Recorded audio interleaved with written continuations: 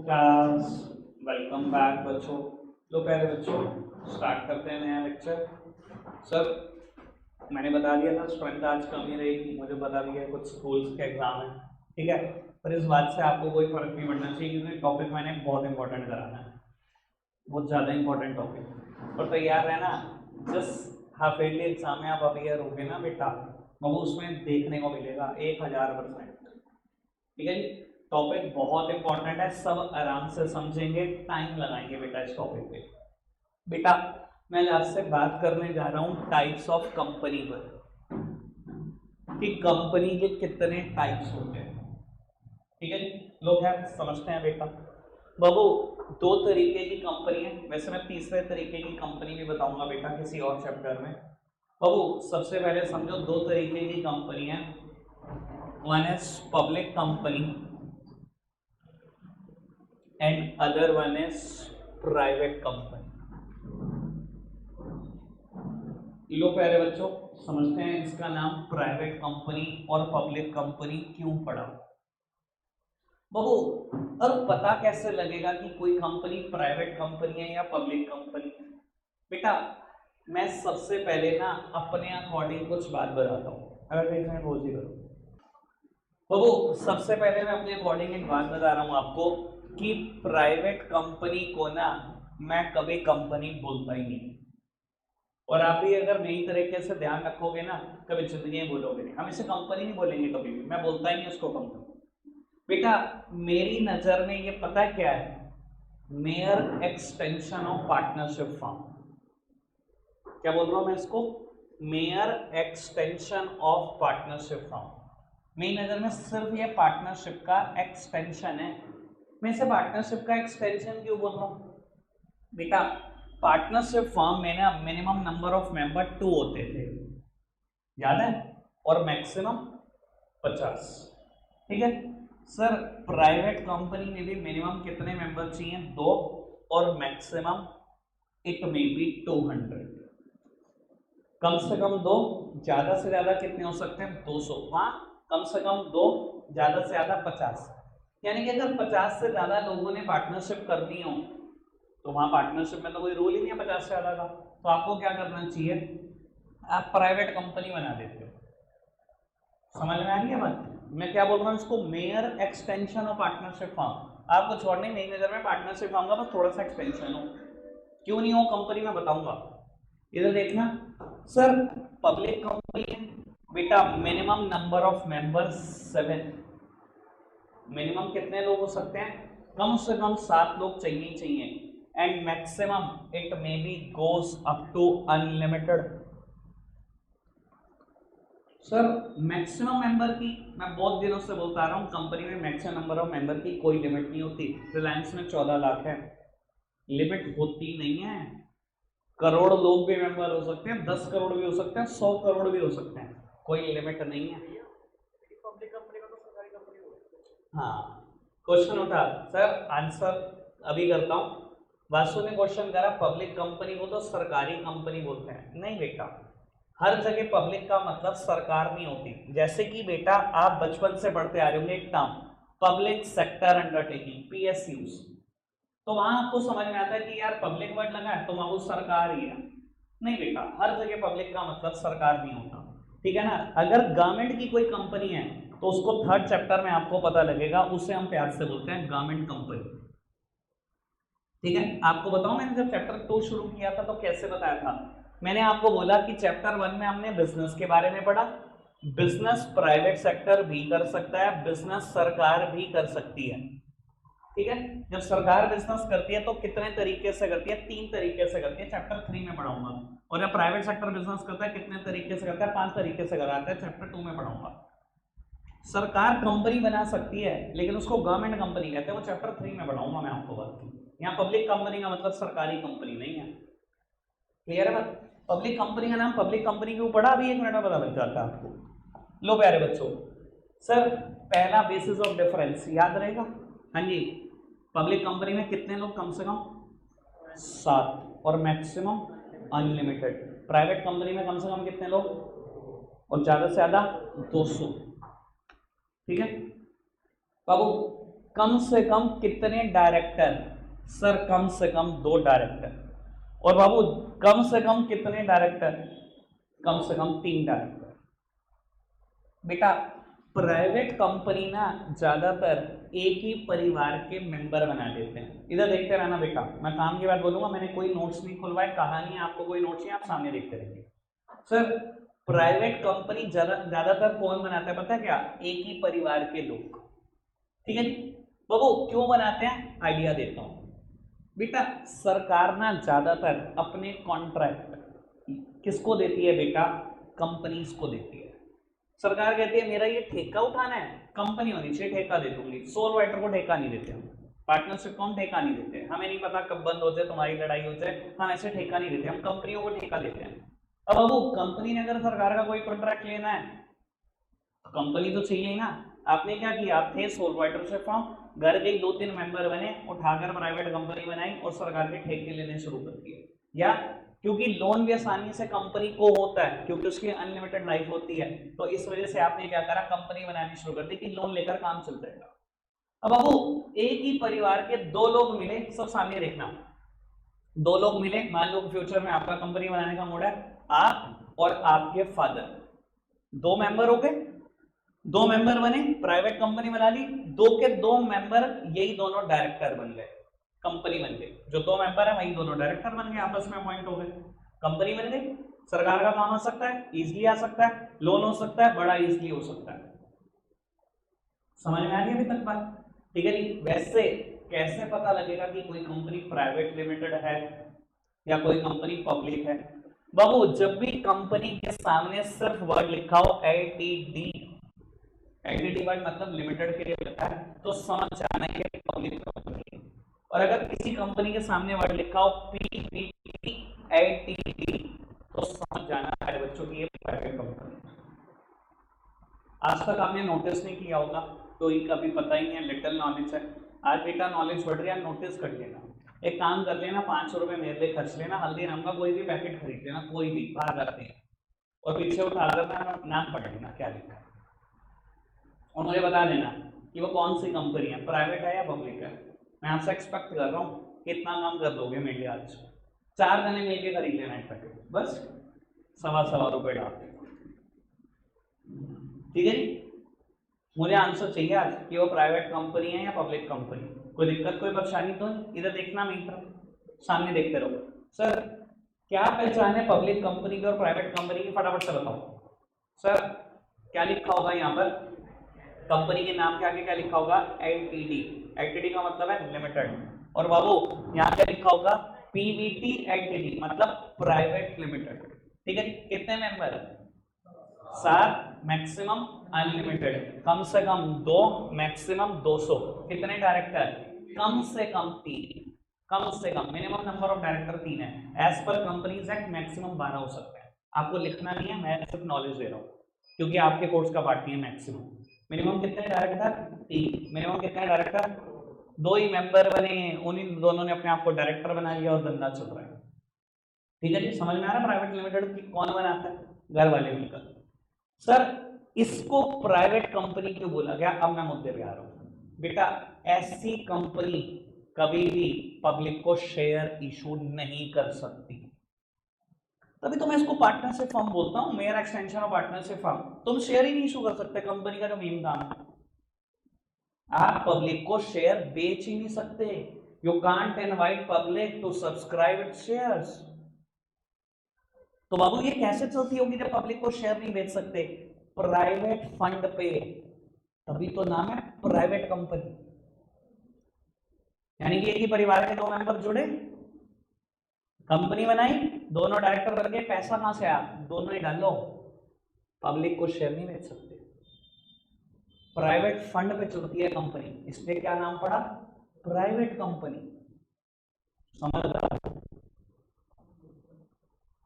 बाबू ऐसी कंपनी क्या कर सकती है? पब्लिक को शेयर बेच सकती है, उनसे पैसा ले सकती है, क्योंकि पब्लिक ने पैसा कंट्रीब्यूट करा, इसलिए इसका नाम क्या पड़ा?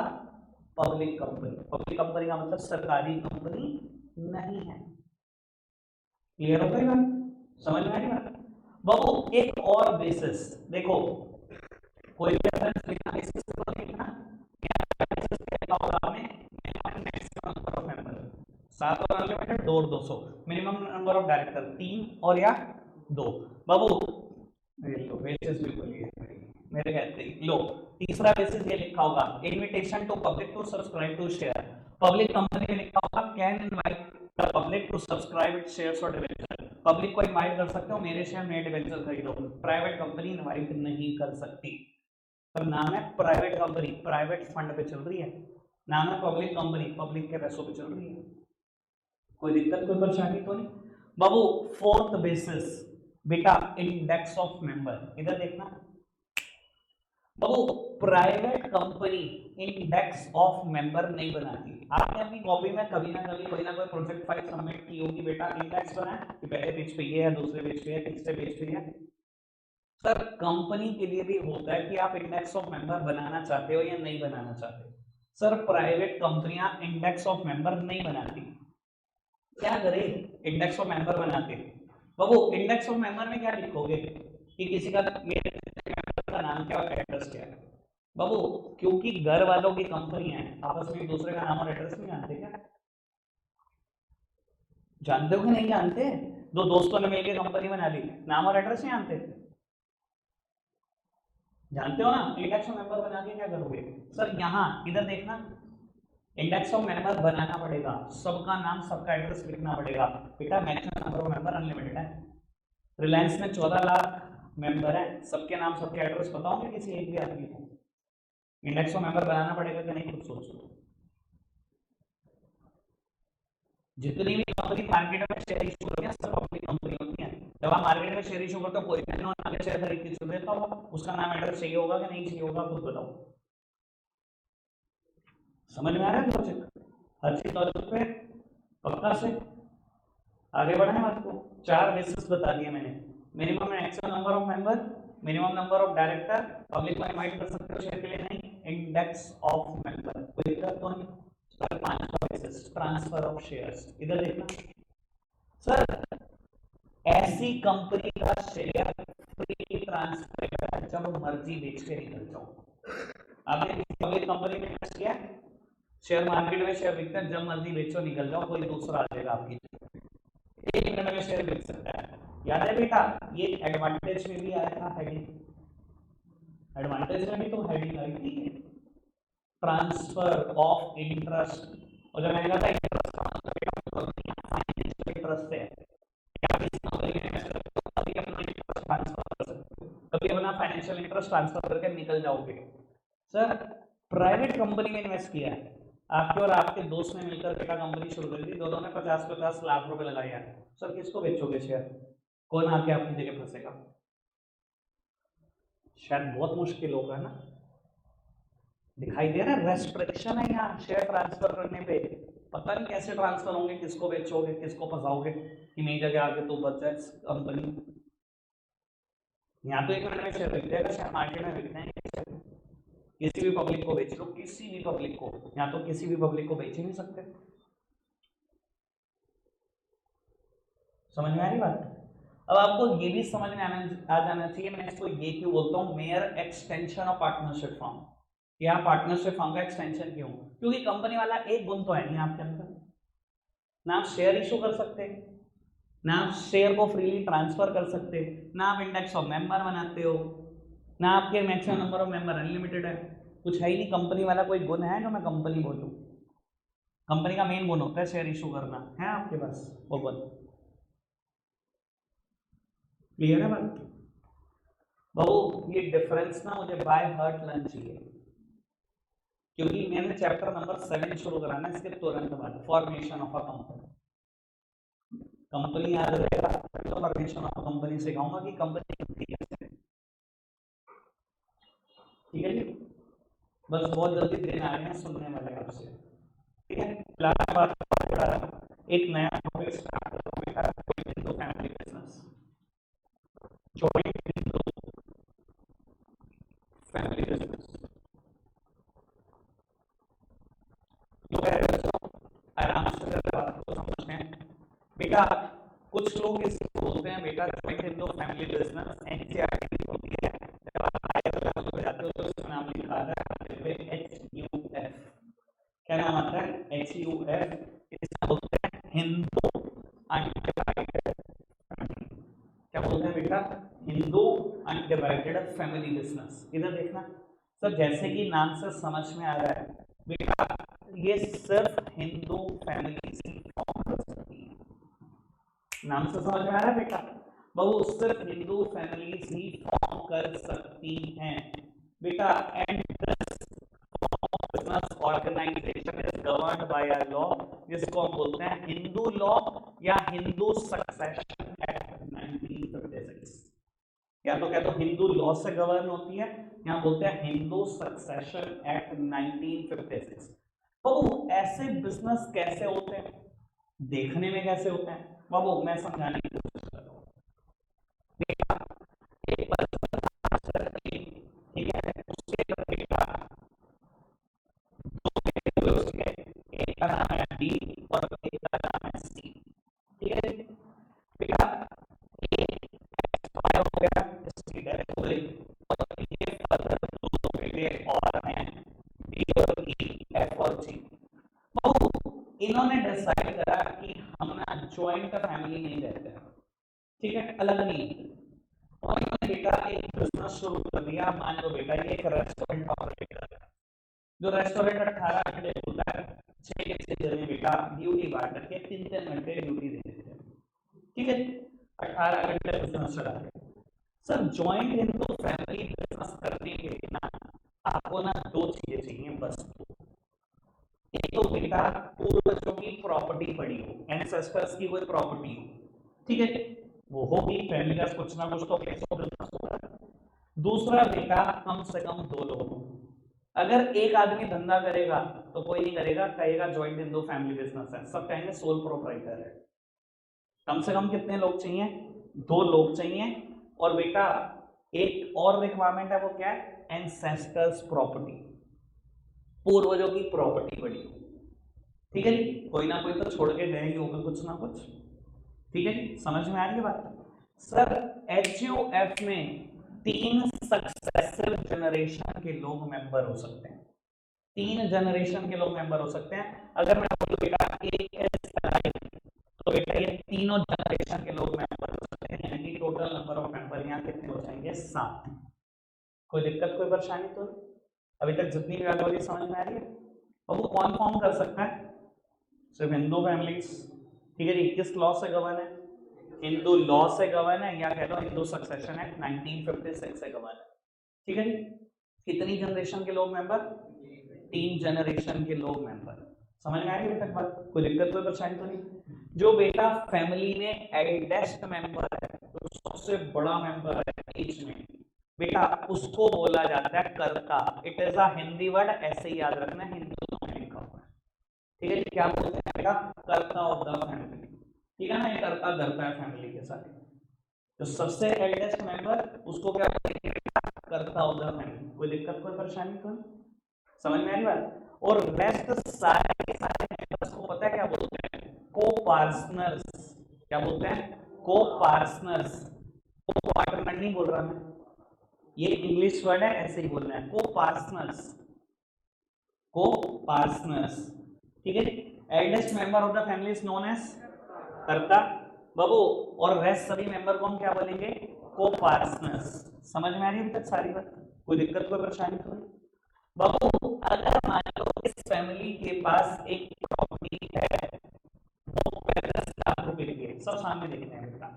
अगर इस फैमिली के पास एक प्रॉपर्टी जिस पे धंधा कर रहे हैं रेस्टोरेंट की जगह, वो 35 लाख रुपए की है, भगवान ना करे अगर इस फैमिली का ब्रेकडाउन हो जाए तो कैसे होगा बंटवारा? सर एज पर कोर्ट हर मेंबर का इक्वल राइट है। भगवान ना करे बहुत से बंटवारे देखे होंगे अपने पड़ोसियों के या अपनी दूर के रिलेशन में, सबने देखे होंगे, पक्की बात है बाबू। अगर घर की लड़की कहते मेरा हिस्सा, तो हिस्सा देना पड़ता है कि नहीं घर वालों को, चाहे शादी भी हो जाए? जितने मेंबर है उतने हिस्से बढ़ते हैं कि नहीं बढ़ते कोर्ट में? ऐसा सुना है आपने कभी? तो सब हिंदू सक्सेशन एक्ट की वजह से होता है ना, केस ही हिंदू सक्सेशन एक्ट में होता है। जितने बंटवारे आप देखते हो हिंदू फैमिलीज के, समझ में आ रही है बात? क्लियर है बात? यानी कि आप मानते हो इस प्रॉपर्टी पे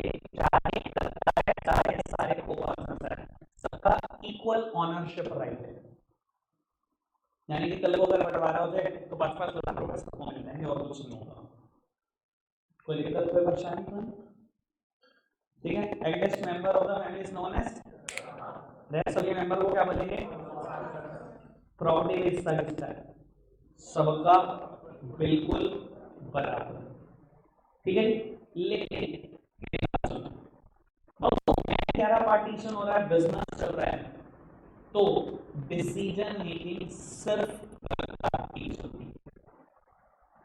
देखो अगर बंटवारा हुआ तो सबका बराबर हिस्सा है, और अगर बंटवारा ना और धंधा चल रहा है तो बाबू डिसीजन मेकिंग किसकी होती है बेटा, सिर्फ कर्ता डिसीजन ले सकता है हर चीज के रिगार्डिंग। समझ में आ रहा है, पूरे 35 लाख की प्रॉपर्टी का डिसीजन भी बेटा कर्ता ले सकता है। बंटवारा होगा तो सबको बराबर मिलेगा, अनलेस एंड अनटिल बंटवारा नहीं हो रहा तब तक के लिए सारे डिसीजन मेकिंग किसके हैं, कर्ता के। कोई दिक्कत कोई परेशानी तो नहीं, क्योंकि कर्ता के डिसीजन मेकिंग है इसलिए कर्ता को फंसाया भी बहुत ज्यादा गया है। पता है कैसे फंसाया गया, कर्ता की लायबिलिटी अनलिमिटेड है, रेस्ट सभी को पर्सनल्स की लायबिलिटी लिमिटेड है। इधर देखना बाबू, काम की बात बोल रहा हूं, क्योंकि सबसे ज्यादा डिसीजन मेकिंग कंट्रोल किसके हाथ में है ना, पावर है, फंसाया इसको क्या बाबू। अगर कल को घर बार बिकने पे आंच आ जाए तो घर बार सिर्फ एक का बिकेगा, इनमें से किसी का घर बार नहीं बिक सकता। इन सब की लायबिलिटी लिमिटेड होगी, सारे के सारे को पार्टनर्स की, बट कर्ता is having the unlimited liability. एक मिनट में एक तरफ देखना, मैं कहता हूं 50-50 लाख के घर में सारे रहते हैं, सारे, ठीक है। एक ही घर है 3.5 करोड़ रुपए का, सारे रहते हैं, सातों के नाम रजिस्ट्री है, 7 आदमी है, ठीक है। 50-50 लाख का घर सबके नाम है, ठीक है। बिजनेस में 35 लाख रुपए लगे हुए हैं, वो रेस्टोरेंट है जिससे धंधा चल रहा है, रेस्टोरेंट के ऊपर कर्जा चढ़ गया 1 करोड़ का, क्या होगा, कोर्ट कहेगी सबसे पहले बिजनेस एसेट्स बेच दो। 1 करोड़ का कर्जा चढ़ गया, 35 लाख की एसेट गई, अभी भी कर्जा कितने का लगा, 65 लाख का। क्या इनमें से किसी का भी घर जा सकता है, इन 6 को हाथ नहीं लगाओगे बेटा, इसका हिस्सा बेच सकते हो बस 50 लाख का, दैट्स इट। समझ में आई बात, जिसके पास अनलिमिटेड डिसीजन है ना उसके पास अनलिमिटेड लायबिलिटी भी है बेटा, जिनके पास कोई डिसीजन नहीं है बाबू उसकी लायबिलिटी भी लिमिटेड है, उससे बस उतना ही छीन सकते हो जितना उसने बिजनेस में लगाया, इनसे सब कुछ नहीं छीन सकते आप इनका। क्लियर है बात बाबू। एक बात बताओ, सोल प्रोप्राइटरशिप बिजनेस में कॉन्टिन्यूटी थी या नहीं, फटाफट बताओ, ठीक है नहीं, एक आदमी था मर गया खत्म बिजनेस, पार्टनरशिप में कॉन्टिन्यूटी थी क्या नहीं, अरे बताओ फटाफट से, नहीं थी, एक पार्टनर मर गया वहां पर भी बिजनेस खत्म, नहीं पार्टनरशिप डीड बनानी पड़ती है। कंपनी में कॉन्टिन्यूटी थी क्या नहीं, थी, परपेचुअल सक्सेशन, सारे मर गए तब भी कंपनी चल रही है, ठीक है ना, याद है बात। सर एचयूएफ में कॉन्टिन्यूटी है कि नहीं है, सर कैसे कॉन्टिन्यूटी है, आप 7 लोग मेंबर हो, एक ही डेथ हो गई बेटा, the next eldest member of the family will become the कर्ता ऑफ द फैमिली, इन दोनों में से जो बड़ा होगा बेटा वो फैमिली का कर्ता बन जाएगा, बिजनेस एज इट इज चलते रहेंगे। और आपको बता देता हूं कई बिजनेस के ना नाम देखकर आपको पता लगेगा फैमिली बिजनेस कर रही है, कभी ऐसे नाम सुने आपने, XYZ एंड सन्स, ऐसा सुना ना, PQR एंड ब्रोस, नाम से नहीं पता लग रहा कि फैमिली धंधा कर रही है, PQR और उसके सारे भाई धंधा कर रहे हैं, वो ऑब्वियसली PQR में ही नाम लिखा होता, सुरेश चंद एंड सन्स, जो भी नाम होते हैं, पुराने जमाने में फर्मों के नाम ऐसे ही होते थे भैया। हाँ जी सर, इंसॉल्वेंट हो जाएगा ना बाबू, याद है मैंने कभी इंसॉल्वेंसी की भी डिस्कशन किया हुआ है, कहाँ बच रहे हैं, 15 लाख रुपए देने हैं, अभी तक तेरा दिमाग वहीं घूम रहा, उसी टाइम पूछ लेता, लो भैया इसको पहले वो बात सुना दो, 1 करोड़ का कर्जा हो गया, 35 लाख की एसेट बिक गई, 65 और देने, 50 लाख का इसका घर वार का हिस्सा बेच दिया, खत्म हो गया, खाली हो गया, ये घर बेचेंगे नहीं, ये नहीं बेचेंगे। अब 15 लाख रुपए जो मार्केट के देने हैं वो क्या होगा, एक अखबार में 2 फोटो निकलवाएगा अपनी, याद है 2 न्यूज़पेपर जो आपके शहर में आते हैं, दिवालिया घोषित हो जाएगा, खत्म, 15 लाख का कर्जा देना ही नहीं कभी वापस, बिजनेस खत्म, ठीक है ना। इंसॉल्वेंसी वाला कंसेप्ट तो मैंने एक्स्ट्रा बात के तौर पे बताया ही हुआ है आपको। क्लियर है बेटा बात? हाँ बिल्कुल, घर में रहो, बिजनेस नहीं कर रहे ना, बिजनेस की तो प्रॉपर्टी मिलती ना, घर में रहो। हाँ क्या हो गया, एक अपने घर में रखो, उसमें क्या दिक्कत है? दादाजी हैं इसके, ठीक है। हाँ हाँ रहते हो। 50 लाख रुपए का शेयर है ना उसका, एक का, वो पोर्शन बेचो, घर बेचो, कहीं से लाकर वो 50 लाख दे, वो बिकेगा बिकेगा बेटा, ठीक है। बोल ओके। और अगर आपने कहा कि हम नहीं देते, ये करते हैं वो करते हैं, कोर्ट से उलझे, कोर्ट उठा के पूरे 3.5 करोड़ का घर बेच देगी, 50 लाख लेके 3 करोड़ रुपए आपके बैंक अकाउंट में डाल देगी, कर लो जो करना, इसका हिस्सा आ गया। कोर्ट आखिरी में ये करती है, आप खुद नहीं देते तो ये होता है उसका सिला। क्लियर है बेटा बात? आगे बढ़ जाए। मैंने अभी तक सारी बात बता दी। बिजनेस में कॉन्टिन्यूटी है कि नहीं है? पढ़ बताओ, है कि नहीं है? है बाबू। अगर एक ही डेथ हो गई तो जो अगला मेंबर है फैमिली का वो कर्ता बन जाएगा, बिजनेस चलता रहेगा, ठीक है ना जी। आगे बढ़ाएं बात को, स्टार्ट करें रीडिंग। बाबू मैंने बहुत सारा इंट्रोडक्शन दे दिया, इंट्रोडक्शन में आधे से ज्यादा टॉपिक पूरा हो चुका होगा, कुछ एक दो बातों का मुझे डिस्कशन करना होगा, वो मैं साथ साथ कर रहा हूं, या मैं एक बात बोल ही देता हूं, एक बात मैं बोल ही देता हूं, इधर देखना सब। बाबू एक बात मैं और बताने जा रहा हूं, 5-4 मिनट और लगेंगे। सर ज्वाइंट हिंदू फैमिली कब बनती है, कैसे बनती है, प्रैक्टिकल थोड़ी सी बात कर लेते हैं। ज्वाइंट हिंदू फैमिली या हिंदू अनडिवाइडेड फैमिली। बेटा एक इंसान ए अकेला था, ठीक है जी, इसके फादर थे, जैसे ये बॉर्न हुआ 2-4 दिन के बाद उनकी डेथ हो गई, ठीक है।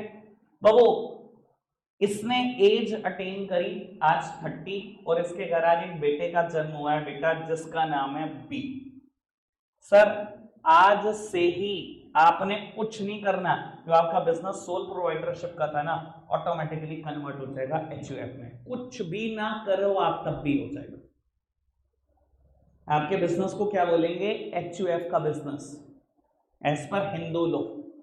बेटा यहां पर ना मेंबरशिप किसी एग्रीमेंट से नहीं है, जैसे पार्टनरशिप में मेंबर बनना हो तो क्या है, एग्रीमेंट साइन करना पड़ता है ना, या मेंबरशिप इज बाय बर्थ, आप बाय बर्थ मेंबर होते हो, एक दिन का बच्चा भी एचयूएफ में मेंबर होता है बेटा, कोई एग्रीमेंट साइन करने की जरूरत नहीं है उसको मेंबर बनने के लिए।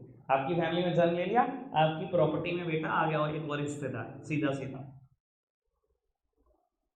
बस इतना ही सिंपल है, ठीक है। अब ऐसा ना हो घर जाकर पापा से हिस्सा मांग लो और मेरे पे फोन आए क्या बढ़ा दिया आज बच्चों को, ठीक है जी, उल्टा टांग देंगे पापा पंखे से हिस्सा मांगा तो।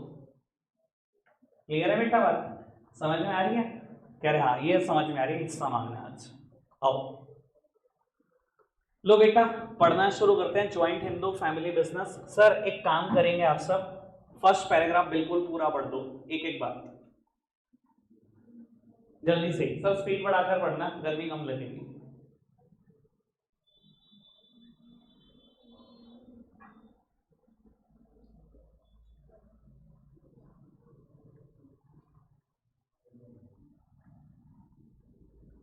फर्स्ट पूरा पैराग्राफ डन, डन। सेकंड पूरा पैराग्राफ डन करो फटाफट से। The business is controlled by the head of the family, who is the eldest member and is called Karta. All members have equal ownership right over the property of the ancestors and they are known as co-partners, partner नहीं, co-partners, ठीक है जी। Head of the family कौन है और rest सारे member, property में किसका कितना हिस्सा, कर्ता का 50%, बाकी सबका आधा, ऐसे। हाँ जी सबका इक्वल ओनरशिप राइट, ठीक है जी। आओ जी प्यारे बच्चों, बाबू सबसे पहला फीचर लिखा गया है फॉर्मेशन। सर मैंने बता दिया एचयूएफ कैसे फॉर्म होती है, इधर देखना बेटा, कैसे एग्रीमेंट साइन करना पड़ता है किसी को नहीं, एक इंसान उसके घर जैसे ही बेटा एक बच्चे का जन्म होगा, इधर मेल और फीमेल, ऑटोमेटिकली एचयूएफ बन गई। समझ में आती है बात? कम से कम कितने मेंबर चाहिए एचयूएफ के लिए? 2 मेंबर और एंसेस्टरल प्रॉपर्टी। पढ़ना जरा फटाफट से formation. At least 2 member ancestral property. बस जाना ना पढ़ो यार, बाकी घर से भी पढ़ लेना, कुछ काम घर भी किया करो। ये लो, किस लॉ से गवर्न होता है नाम भी पढ़ लो। Hindu succession act 1956। लाइबिलिटी की बात है, कर्ता की लाइबिलिटी, बाकी सारे को पर्सनल्स की। कल पढ़ना। कंट्रोल किसका है? कौन डिसीजन मेकिंग करता है? सारे करता। अच्छा एक बात बताओ, अगर एक आदमी डिसीजन मेकिंग करता है, किसी को कोई इंटरफेरेंस नहीं है, डिसीजन मेकिंग कोई कहोगे या लेट होंगे? बताओ बराबर से, कोई कहोगे ना। आप इसको बोल सकते हैं इफेक्टिव कंट्रोल। एडवांटेज में अगले ही मिनट हेडिंग लिखी होगी इफेक्टिव कंट्रोल, क्योंकि एक आदमी का कंट्रोल है, बाकी सारे को पार्टनर्स क्या कर सकते हैं? सजेशन दे सकते हैं, पर कर्ता किसी के सजेशन से बाउंड नहीं है। डिसीजन मेकिंग हमेशा किसकी रहेगी? Eldest member of the family की, जिसको हम बोलेंगे कर्ता। क्लियर है जी? आगे बढ़ाते हैं बात। कॉन्टिन्यूटी, बिजनेस में कॉन्टिन्यूटी है कि नहीं है? कर्ता की डेथ के बाद the next eldest member of the family become the कर्ता। ये पढ़ना। माइनर मेंबर, इधर देखना। सर इतना स्पेसिफिकली जोर देकर क्यों लिखवा दिया 12th 11th क्लास की बुक में माइनर मेंबर? सर मैं बता देता हूं क्यों लिखवा दिया। सर माइनर एज पर Supreme Court of India, minor कौन है बेटा? एक 18 साल से कम का बच्चा। ठीक है जी, मतलब आपकी बात चल रही है बाबू। सुप्रीम कोर्ट ऑफ इंडिया क्या कहती है? सुप्रीम कोर्ट ऑफ इंडिया कहती है कि माइनर को कोई समझ थोड़ी है कि, और ना ही इसके साइन की वैल्यू है। इधर देखना, माइनर को समझ भी नहीं है और इसके साइन की भी वैल्यू नहीं है। आप बुला फिसला के इसको पार्टनरशिप में और कंपनी में मेंबर नहीं बना सकते। सर आप ना पार्टनरशिप में पार्टनर हो सकते हो, ना बेटा कंपनी में मेंबर हो सकते हो। सिर्फ एक लौती जगह जहां आप मेंबर बन जाते हो वो जगह है बेटा HUF। और वो आप कैसे बन जाते हो? बाय बर्थ ही बन जाते हो बेटा, उसमें आपका साइन तो कोई लिया ही नहीं गया। ठीक है जी, एक बात और सुनना, अगर बेटा आप किसी पार्टनरशिप फर्म में पार्टनर बन गए हो, मान लो बेटा आपने किसी पार्टनरशिप फर्म में बेटा अप्लाई कर दिया और पार्टनर बन गए हो, तो बाबू कोर्ट कहती है partner can be admitted, a minor partner can be admitted only for benefits, never for the losses. मतलब सर अगर आपको किसी ने पहला फुसला के कह दिया जी मेरे साथ पार्टनरशिप फर्म में पार्टनर बन जा, 2 लोग हैं बेटा ए और बी, आपने बेटा क्या करा? वो एग्रीमेंट साइन कर दिया और पार्टनर बन गए। बाबू आपकी रेशियो डिसाइड हुई 2 to 1, 2 लोग हैं ए और बी, और आप बेटा हो सी, आप पार्टनर बन चुके हो, और बेटा पहले साल पार्टनरशिप फर्म को प्रॉफिट हुआ 5 लाख। सर खा जाओ, 2 लाख 2 लाख 1 लाख। दूसरे साल लॉस हुआ 5 लाख का, बेटा आप मना कर दो मैं लॉस नहीं देता, कोई नहीं निकलवा सकता। बाबू इसी वजह से कोई माइनर को पार्टनर बनाता ही नहीं। कितने खुश हुए हम बनेंगे आज जाके पार्टनर? कोई भी नहीं बनाता बेटा। ठीक है, माइनर को कोई पार्टनर नहीं बनाता, माइनर को कोई कंपनी में मेंबर नहीं बनाता। क्यों? आपके साइन की कोई वर्थ ही नहीं है भैया। आप किसी जगह साइन करके आ जाओ, आपके साइन कॉपी नहीं हो सकते, आपके साइन का गलत इस्तेमाल नहीं हो सकता। एक बात बताओ, क्या आपके साइन से बैंक अकाउंट खुल जाता है? किसी ने खुलवाया?